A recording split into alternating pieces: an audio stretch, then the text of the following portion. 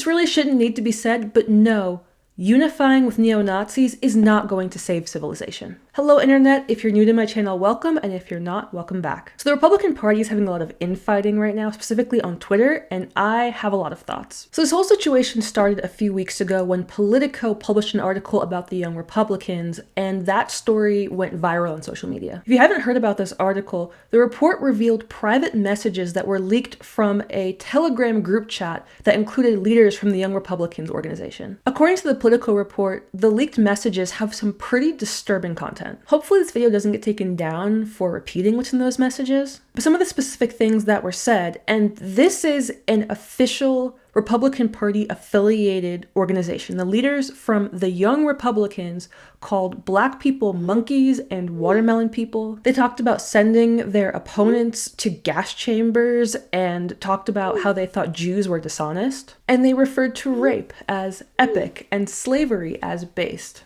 Now, what I expected the Republicans to do, and what I would have done if I was a prominent voice for the Republican Party, would have been to very quickly and publicly condemn those chats, just to come out and say, hey, this is not what we stand for, this type of language is not acceptable. Especially because Republican leaders have been very vocal in saying that these ideas are not what the Republican Party stands for. In fact, the main argument that I've seen Republicans make is that accusations of racism, sexism, incitement to violence are really just straw men made up by the Democrats who don't want to engage with their legitimate ideas. If that really is the case, if all of these things really are just stereotypes made up about the Republicans, then again, a quick public condemnation would have been one of the easiest ways to show that, yeah, these ideas are not welcome within the party. And let me be clear, I did see a lot of people online saying exactly this. A lot of people were very disgusted by these chats and were very publicly saying, because they cared about the reputation of their party, that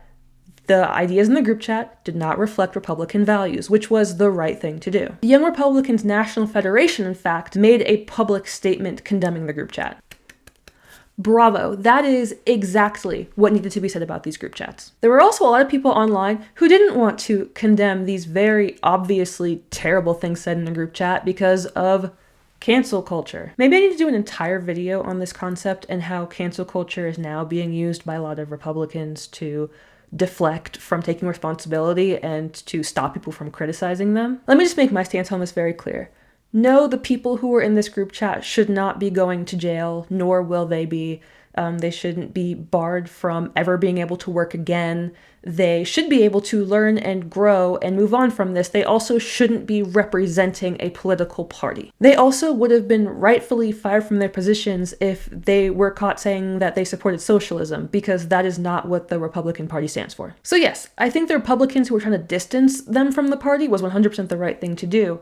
But like I said before, there were a lot of people, and some pretty influential people, who refused to condemn the things said in this chat. Here's what J.D. Vance had to say about this on The Charlie Kirk Show.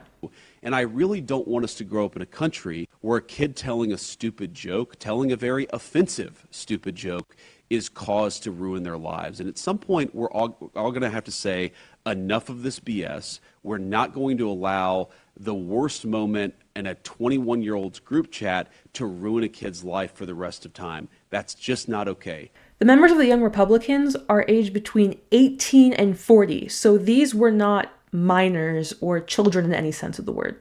And the people in this chat were not new recruits or the youngest members either. They were leaders, and reportedly they were aged 24 to 35. So no, these were not kids telling a joke. These were full-grown adults. Some of them were not that much younger than Vance himself. And let me repeat, criticizing them is not the same thing as ruining their lives. Republicans and Democrats both criticize each other. They should be criticizing people within their own parties, and that is not destroying their lives, taking away their freedom of speech, or any of these other excuses people are coming up to deflect from that criticism. But let's say, for argument's sake, we assume that these full-grown adults were just joking. They weren't taking this seriously. They were all laughing on the other side.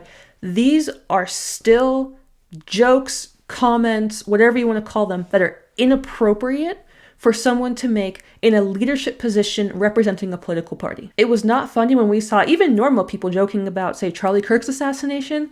It is not funny to see leaders of a political organization joking about this stuff here. But really, there's a bigger issue here. The elephant in the room, and the thing that J.D. Vance doesn't want to address, is that there's no evidence that these were jokes, and there are a growing number of people within the Republican Party who genuinely think this way. A lot of popular social media influencers right now have grown their following over the last few years, expressing the same ideas that were expressed in this group chat. For example, Nick Fuentes is now the second most watched streamer on Rumble. Here are some of the things Nick Fuentes has said on his show. I'm a misogynist, and I didn't choose that. I didn't choose to be born. Touch, I don't want a relationship. You know what I want? Total Aryan victory. That's all I want. I didn't choose that. All I want is revenge against my enemies and a total Aryan victory. I'm just like Hitler. How dare you call me a fake cell? If Hitler were alive today, you would call him a fake cell. How dare you? Banning gay marriage is back on the menu. Banning sodomy is back on the menu. Banning contraceptives is back on the menu. And basically, we're having something like Taliban rule in America in a good way. That's who we are.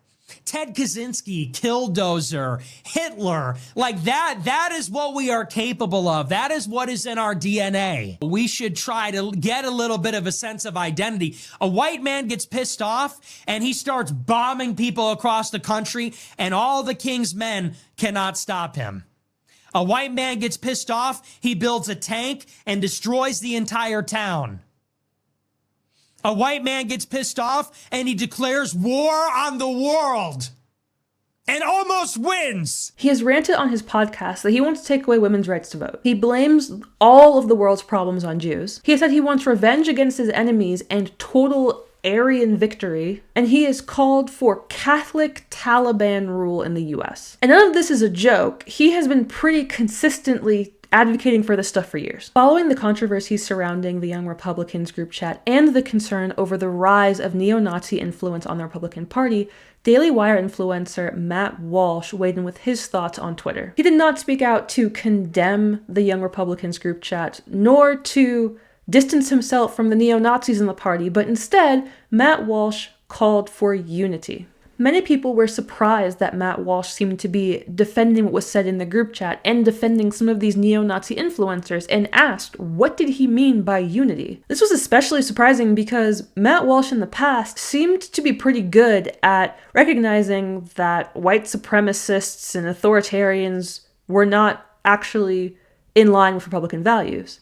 I mean, are people who care about the Constitution, who care about liberty, who care about individualism in the United States supposed to team up with people like Nick Fuentes? Matt Walsh never responded back to these questions directly. He just kept doubling down, saying vague things like he wanted to win and civilization was at stake. Vance also doubled down on his stance after receiving pushback by bringing up text messages from Democrat Jay Jones, who was running for Attorney General of Virginia. In 2022, Jones sent a string of threatening text messages about Virginia GOP Speaker Todd Gilbert. At one point, Jones wrote, 3 people, 2 bullets. Gilbert, Hitler, and Pol Pot. Gilbert gets 2 bullets to the head. He later said that it would take Gilbert's wife holding her dying children in her arms for gun policy to change. And in another conversation, Jones described Gilbert and his wife as evil and said that they were breeding little fascists. Vance brought up these messages to argue that Jones's remarks were far worse than anything said in a college group chat. Again, this was not a college group chat. These were full-grown adults, but let's talk about college for a second. Now, I've been speaking out against the left for years, and I began speaking out about them by talking about some of the rhetoric that I heard when I was in college. At the time, I was surrounded by people who were calling to defund the police, calling white people oppressors and arguing that words were violence, screaming "eat the rich," and arguing for the mutilation of trans kids. Whenever I would shed light on those comments, whenever I would talk about the things that were happening right in front of my eyes, Democrats would flood my comments and use the exact same arguments that Vance is making now. That they were just kids, that they were just trying to be edgy, that no one really believed those ideas and they were more important things to talk about. And look at where we are now. The ideas that once seemed confined to college lectures and online spaces didn't stay there. In just a few short years, children did begin receiving gender transition hormones and surgeries. California recently opened a state office for slavery reparations. Many major cities like Los Angeles slashed police budgets after the BLM riots, even though many of those cities refunded the police due to rising crime. A healthcare CEO was assassinated in broad daylight last year, and now people are being targeted and even killed for what's deemed violent speech. The claim that online discourse is just kids being edgy didn't hold true then, and it doesn't hold true now. The question has never been whether these types of ideas will become dangerous. The question has been,